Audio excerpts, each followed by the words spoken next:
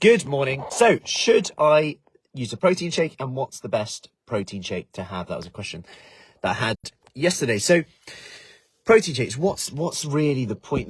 The point of them is to supplement the diet with protein. Protein for many people can be quite difficult to get in for whatever reason, whether that's time, convenience. If you think of the most common protein sources like eggs, meat, dairy, fish traditionally, then if you throw in things like vegan diets, vegetarian diets, you might look at more alternatives, and you've got soy, beans, legumes, which do contain protein as well. And, as we age, we do require more protein to get a similar synthesis, if you like, and similar benefits. Protein keeps you full up for longer. And if you're full up for longer, you might help manage your weight better, which can obviously reduce our risk of many diseases. And if you can make that convenient and easy, you're more likely to do it. Because let's face it, why do we pick certain foods? Because they're convenient and easy, right? So they become very much easy to pick. So a protein shake, should you take one, should you not? Well, it's a great option to have as a go-to, in my opinion. If that then helps you stay fuller for longer, that's going to have a benefit on your goals, whether that's recovery based in terms of performance, or whether that's even from a hunger point of view and a weight loss point of view. But which protein shake is then the best? Like, we've agreed that they could probably help. Like, I mean, if you're struggling to get protein in at every meal, like a good portion of protein at every meal, like even at breakfast, I would say a protein shake is worth it. If you're vegetarian, vegan, you don't like meat alternatives or anything like that, and don't eat masses of beans because for whatever reason, there's only so many you can eat. Then I spoke to someone the other day, and I've spoken to people a lot about this. Like, they like having salad dishes and veggie dishes, but sometimes use like mushrooms as like what the meat would be, because it's quite meaty, lack of a better word. And I'm like, that's fine, but there's not actually any, nutritionally. You could have like a protein shake for pudding if you were fed up of having like soy yogurt or something.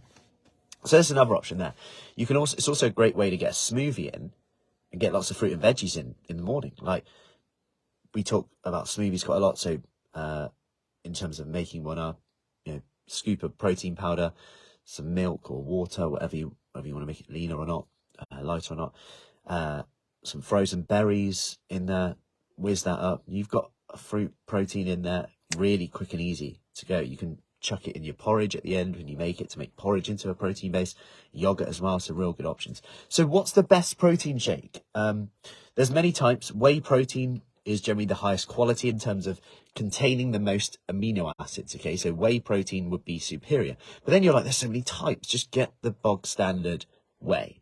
So whey protein concentrate, rather than anyone that's in a pink case that says women's protein. There's no such thing as that. Diet, don't bother with that. It will just have added ingredients in. Probably not at the right doses to actually have any effect anyway, or it will have caffeine in. And if you're like, I'm a bit hungry after dinner, protein shake or whatever, you're having caffeine later on in the evening, which is probably not what you want to do. But then you've even got two types of whey protein. You've got whey protein isolate and whey protein concentrate. So the difference here is whey protein isolate just goes through another process to filter out any lactose or fat. Now, whey protein concentrate is about 80% protein, so it's still very high in protein. You might have a gram or two of sugar coming from the milk or the whey or whatever you want to call it, and you might have a gram or two of fat, like 1 gram or 2. Now, if you want to pay, say per bag, say you buy a kilogram, roughly it's about £15 more to get it whey protein isolate. Now, would I recommend that? Well, it's about 2 grams more protein per serving. So you're talking £15 more for a bag of protein. And you get, instead of 23 grams a tub, you get about 21 grams a tub. In the concentrate, 21 grams a tub.